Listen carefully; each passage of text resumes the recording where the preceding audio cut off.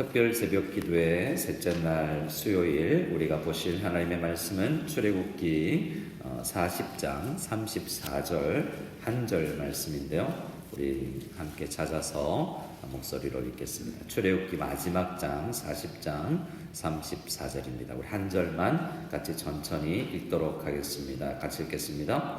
구름이 회막에 덮이고 여호와의 영광이 성막에 충만하매. 아멘. 다시 한 번 더 읽을까요? 같이 읽겠습니다. 구름이 회막에 덮이고 여호와의 영광이 성막에 충만하매. 아멘. 여호와의 영광이 KUCM이라는 거룩한 이 장소에 거룩하게 임하게 될 줄로 믿습니다. 충만하게 임하기를 원합니다. 우리 말씀의 말미에도 이야기하겠지만 오늘날 성막은 예수님께서 우리 몸이 성막이라고 이야기했고 성전이라고 말씀하셨고 또 예수님께서 성전이 되시는데 우리 가운데 충만하게 그 영광이 임하게 될 줄 믿습니다. 그것이 우리의 기도 제목 되기를 원합니다. 하나님의 임재, 하나님의 영광은 에덴 동산에 처음 있었던 것이죠. 에덴 동산을 만든 이유가 우리와 함께 거닐면서 우리와 교제하면서 영광을 나누기를, 사귐을 가지기를 원했던 그 하나님의 마음이 에덴 동산에 표현되어 있었습니다. 죄로 인해서 그 사귐이, 거룩한 사귐이 깨어졌죠. 그래서 우리 사람들은 흔적 기관처럼 영광에 대한 사모함은 있는데 그게 뭔지 잘 모르고 살아간다라고 이야기했습니다. 그래서 하나님을 잘 모르구나 성도들 가운데도 가짜 영광들을 취하면서 그 영광을 추구하는 그 마음이 고급진 것들, 아름다운 것들, 좋은 것들을 추구하는데 우리 그리스도인들은 쉽게 만족해서는 안 됩니다. 저를 한번 따라해 주실까요? 쉽게 만족하지 않겠습니다. 아름답다고 내가 8등신 미인이라고 내가 미스 코리아 좀 되고 아니면 내가 돈이 많다고 쉽게 만족해서는 안 된다는 거예요. 하나님께서는 우리를 그 하나님의 영광을 쟁취했을 때만 우리가 만족할 수 있는, 그래서 온전한 만족은 천국 가서야 우리가 누리게 되겠지만 너무 사람들이 쉽게 만족한다는 겁니다. 돈 수백억 있다고 몇 군데 전 세계 여행해봤다고 너무 쉽게 만족하고 나 인생 잘 사는 것 같다라고 생각하는 것이 우리에게는 맞는 것이 아닙니다. 하나님의 영광을 추구해 나가야 되죠. 영광이라는 단어는 히브리어로 카보드입니다. 뭐라고요? 카보드. 카보드는 카베드라는 무겁다라는 말에서 나왔어요.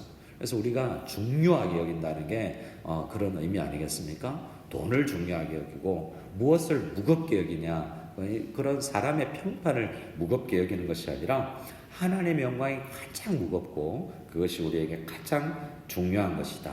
가장 무게 있는 분으로 우리 하나님을 모시는 것, 그것이 영광을 추구해 나가는 성도의 삶입니다. 오늘 말씀에 보면 이제 출애굽기는, 여러분 출애굽기의 내용은 주로 어떤 내용일까요? 제목만 보면 엑소더스, 이집트를 탈출하는 이야기 같지만 그건 앞의 일부분입니다. 우리가 어제 보았던 24장 이후에 하나님께서 모세에게 시내산으로 올라오라고 이야기하고 거기서 영광을 보여주시지 않습니까? 70장로들과 몇 사람들이 그 놀라운 영광을 체험합니다. 근데 모세만 40주 40야를 시내산에 머물죠. 그때부터 받은 게 뭐냐면 25장부터 마지막 장까지는 성막 이야기예요. 무슨 이야기라고요? 성막 이야기. 그러니까 더 많은 내용, 출애굽기에 더 퍼센테이지로 더 많은 분량을 차지하는 것은 출애굽기가 아니라 성막기라고 할 수 있는 것이죠. 내용적으로 보면. 그래서 출애굽을 왜 했냐?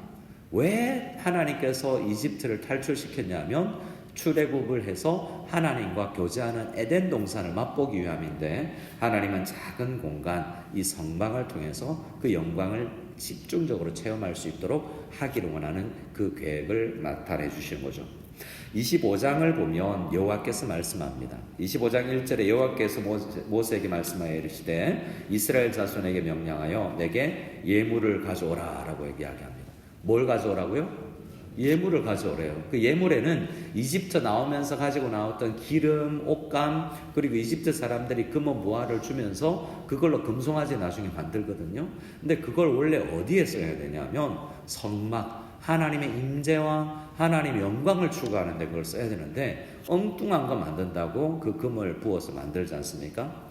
그래서 각종 실들, 청색, 자색, 홍색 실, 가는 실, 염소털. 그래서 25장부터 이제 어떤 걸로 그걸 기쁘게 가져오는 사람들을 통해서 내가 영광을 보여줄 것이다 라고 말합니다. 그래서 오늘 34절에 40장 34절에 영광이 임하지 않습니까? 근데 영광을 경험하는 사람들은 아무나 경험하지 못하는 것입니다. 우선 그 영광의 자리에 나가기 전에 하나님 앞에 가져오라 하는 헌신에 대한 그런 내용도 필요한 것이죠. 그래서 우리와 함께 거할 처소를 만든다고 이야기하는데 25장 8절에 내가 그들 중에 거할 성소를 짓겠다라고 말합니다. 그래서 우리 KUCM은 우리 이 멀티내셔널 안에 있는 이 건물도 우리가 거룩하게 성전이라 부르진 않지만 오늘날 예배당이라고 부르는 것이 옳고 우리 몸이 오히려 더 성전이지만 움직이는 성전이죠 우리가. 하지만 이 예배당도 하나님께서 거하실 성소처럼 여겨서 귀하게 여길 수 있는 우리가 다 될 수 있기를 소원합니다. 많은 우리 선배님들이 예물을 기쁘게 가져와서 이 예배당을 지었겠죠. 그래서 하나님께서 영광에 임할 그 장소를 위해서 헌신을 주님께서 요구하는 것을 볼 수 있습니다. 그 과정을 거치지 않고 영광의 임재는 없었던 것이죠. 그리고 자발적인 헌신을 통해서 예물을 가져왔을 때 그 사람들이 더 영광을 체험하게 되는 것을 볼 수 있습니다. 또한 하나님께서 우리에게 뭘 주시냐면 부살렐과 오홀리압이라는 사람 이름 들어보셨죠? 사람들에게 달란트를 주십니다. 하나님은 교회를 꾸미기 위해서 이 성막을 꾸미기 위해서 공교한 기술, 스킬풀한 기술로 이 성막에 쓰는 기구들을 만들게 하시는데요. 여러분에게 주신 그 은사들을 섞이지 마시고 하나님의 교회를 위해서 귀하게 사용할 수 있기를 간절히 원합니다.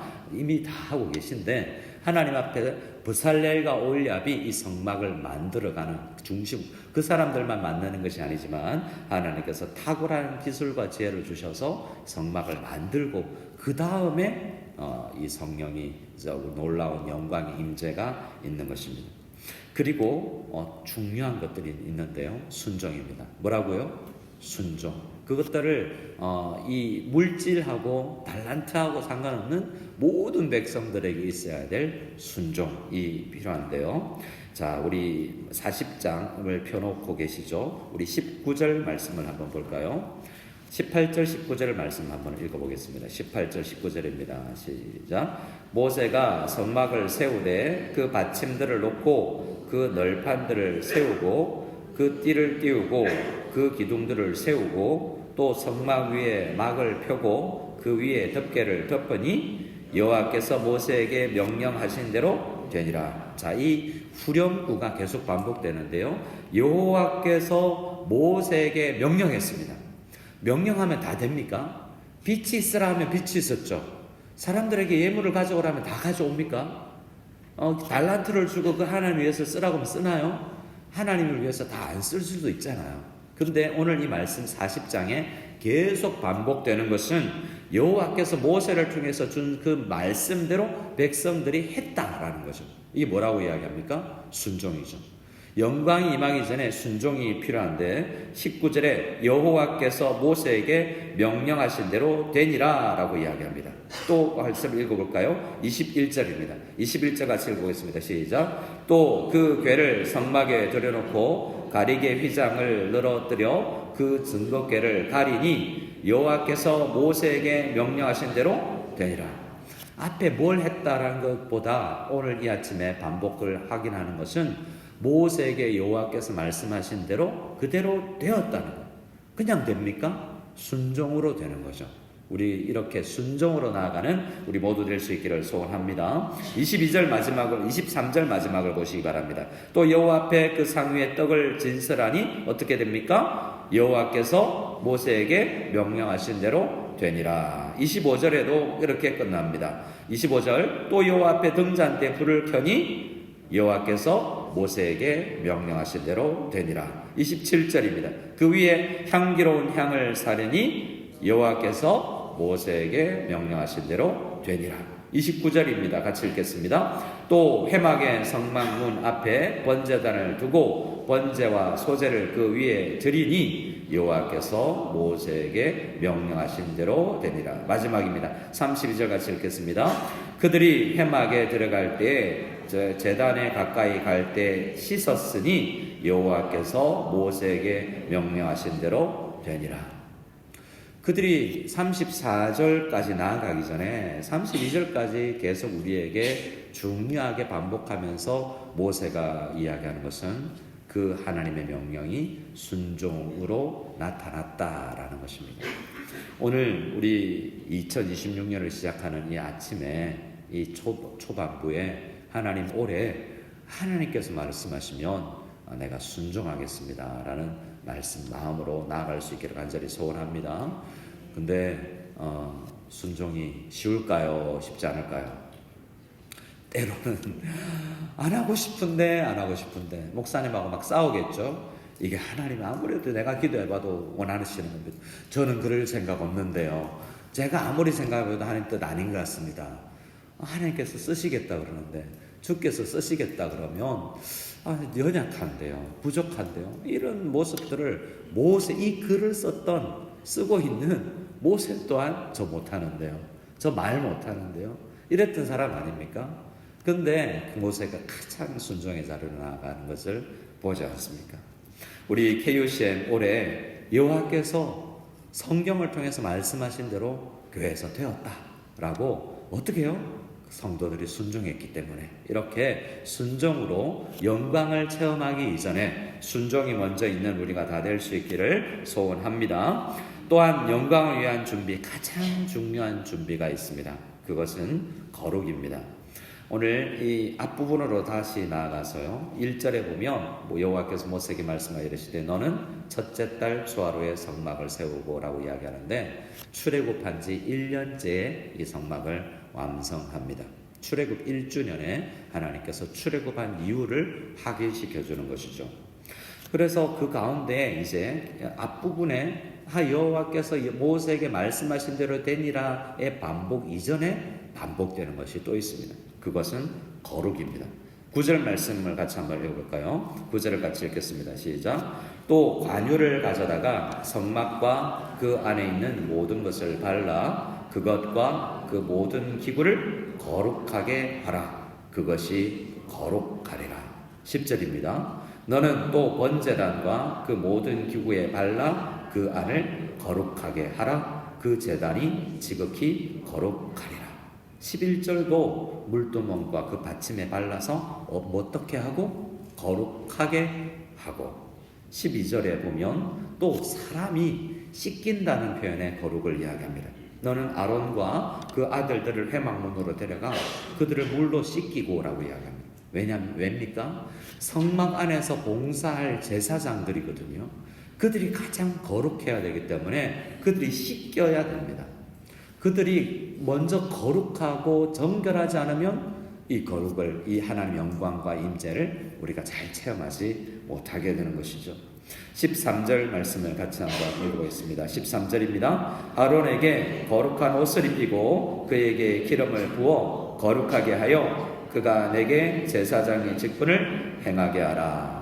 베드로 사도는 우리에게 오늘날 어떻게 이야기합니까? 옆 사람에게 한번 민낯이지만 볼 수 있는 분은 아니면 잘 많이 바라보지 말고 한번 인사하기를 원합니다. 왕같은 제사장이십니다.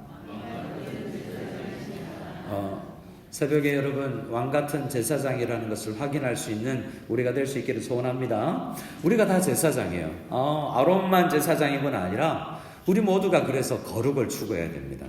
여러분 목사는 거룩할까요? 거룩했으면 좋겠죠. 우리 교회 목사님은 가장 그래도 깨끗하고 청렴하고 착하고 거짓말 안 하고 그렇게 살았으면 좋겠다라고 생각하지만 사람은 하나님의 이 인간에 있는 어떤 거룩도 깨끗함도 주님께서 보시기에 너무 누추하지 않습니까? 그래서 우리는 서로를 볼 때도 나 자신을 거룩하게 깨끗하게 하고 다른 사람들이 너무 더럽다라고 생각하면 안 돼요. 주님께서 원하는 것은 아닙니다. 우리는 우리 자신에게 적용하고 다른 사람을 바라볼 때는 긍휼력이고 저도 그래도 더 씻겨야 될 텐데 하나님 나도 비슷합니다. 어떤 사람들을 바라볼 때 너무 지저분하다라고 생각하고 교회 안에서 목회자가 저렇게 선교사가 저렇게 살아서 되겠나? 라는 생각이 들어도 우선은 나를 돌아봐요. 저도 그렇게 해야 되고 성도님들을 바라볼 때 야 장로님이 권사님이 집사님이 저래야 되겠나? 라고 생각이 들 때가 아직은 없습니다만 그런 생각이 들 때에도 하나님 목회자인 나도 똑같습니다. 나도 거룩해야죠. 내가 먼저 그래야죠. 영광을 체험하기 전에 영광이 충만한 성막이 되기 전에 그 가운데 25장부터 40장까지 많은 과정이 있었고 백성들은 그 가운데서 얼마나 거룩을 이 영광을 체험하기 부족한 사람이었는지를 이 모세는 우리에게 밝혀주고 있습니다. 그러나 체험하기 전에 이런 단계가 필요했구나라는 것을 우리에게 이야기합니다. 우리 말씀을 한번 볼 때에 다시 한번 볼 때 우리 앞부분에 뒷부분을 같이 한번 읽기로 원해요. 34절부터 같이 한번 읽기로 원합니다. 34절부터 같이 읽겠습니다. 34절만 먼저 읽겠습니다. 구름이 회막에 덮이고 여호와 영광이 성막에 충만하매. 자, 구름과 영광은 같은 것인가? 구름과 영광은 똑같은 것은 아닙니다. 오히려 구름이 있고 영광이 있는 것 같아요. 또 두 가지가 같이 임하게 되기도 합니다. 그래서 이 구름이 의미하는 바가 또 있다라는 것을 이 말씀 이후에는 있습니다. 35절부터 같이 한번 읽어볼까요? 35절부터 38절까지 읽겠습니다. 시작. 모세가 회막에 들어갈 수 없었으니 이는 구름이 회막 위에 덮이고 여호와의 영광이 성막에 충만함이었으며 구름이 성막 위에 떠오를 때는 이스라엘 자손이 그 모든 행진하는 길에 앞으로 나아갔고 구름이 떠오르지 않을 때에는 떠오르는 날까지 나아가지 아니하였으며 낮에는 여호와의 구름이 성막 위에 있고 밤에는 불이 그 구름 가운데 있음을 이스라엘의 온 족속이 그 모든 행진하는 길에서 그들의 눈으로 보았더라. 아멘. 여기 34장부터 영광과 함께 반복되어 나오는 단어가 구름이죠. 그래서 구름이 의미하는 바가 뭔가라는 생각도 우리가 생각할 필요가 있습니다. 여기서 구름은 하나님께서 시각적으로 보여주는 것이죠. 영광이 어떻게 보여졌는지 모르지만 구름은 눈에 보이는 것이었습니다. 그러면서 하나님께서 죄로 인해 끊어졌던 인간과의 관계가 저 구름이 상징하는 것이 하나님께서 우리와 함께 해 주시겠다라는 에덴 동산에 그 함께 거닐던 것을 회복해 주시겠다는 약간의 끈으로서의 그런 의미가 있다고 학자들은 또 이야기하기도 합니다. 또 하나는 구름은 뭔가 가리는 것도 있죠. 우리가 영광을 온전히 알 수는 못합니다.